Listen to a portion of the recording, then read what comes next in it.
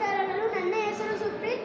ನಾನು ಸಮರ್ಥನಂ ಪ್ರೈಮರಿ ಸ್ಕೂಲಲ್ಲಿ 5ನೇ ತರಗತಿ ಓದುತ್ತಿದ್ದೇನೆ. ನಾನು ಹಿಂದೂಸ್ತಾನವು ಎಂದೂ ಮರೆಯದ ಭಾರತ ರತ್ನ ಸಾಂಗ್ ಹಾಡುತ್ತಿದ್ದೇನೆ. ಹಿಂದೂಸ್ತಾನ